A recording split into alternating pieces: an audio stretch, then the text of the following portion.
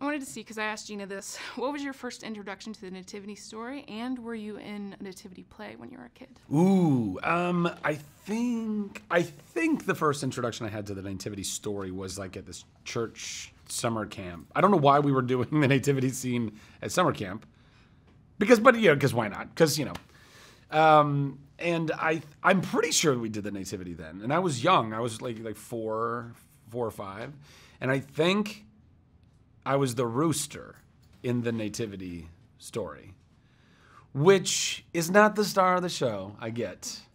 But I've now bumped up to Joseph, so I'm happy about that. And speaking of Joseph, his role, at least before this movie and a lot of depictions and plays and that sort of thing, he's kind of along for the ride. So how is this Joseph different?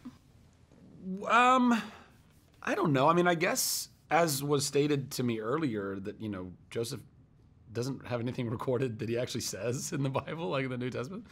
Which I was like, what? But I guess maybe, I don't know. Look, he's along for the ride, but we're all kind of along for the ride, right? Like, we're along for the ride of our lives. That's what we're doing. And Joseph, like all of us, he had a whole vision. It was like, cool, this is what we're gonna do. This is what my life's gonna look like. And then it was big, huge left turn. And then, within the star, I tried to bring to life through the awesome writing that, that this struggle, this constant struggle of what this ride now looks like, because he didn't choose this, and it's super hard. It's super hard. It's hard for all of us to accept things that are happening to us and through us that were not what we intended. And, the struggle is real. The humanity and the vulnerability is real. Definitely stuff that you don't get to really see at all about him in the Bible. And Gina brings a lot to Mary that you don't ever see in the Bible either. There's not a lot really known about Mary either. And then there's a whole huge gap of years of Jesus' life that we don't even know about, right? So it's very cool to be able to, in some way, shape, or form, bring Joseph to life and show the humanity of this person, because that had to have been a really just insane situation. But he's still along for the ride. I mean, Mary's really along for this. She's riding the whole time. She doesn't even have to. Joseph's really struggling through it. That darn donkey Bo. Yeah. So with the release of this movie and kind of coming into the Christmas season, it's nice, given that a lot of times it feels like the world's getting a little bit darker and just a lot of stuff happening.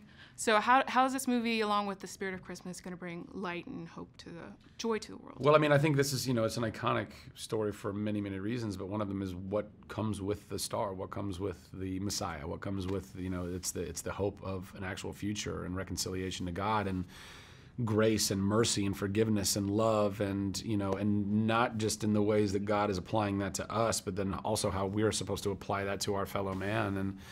And I think the holidays obviously are always trying to instill and inspire more generosity within people, generosity of spirits and of resources, goodwill toward men.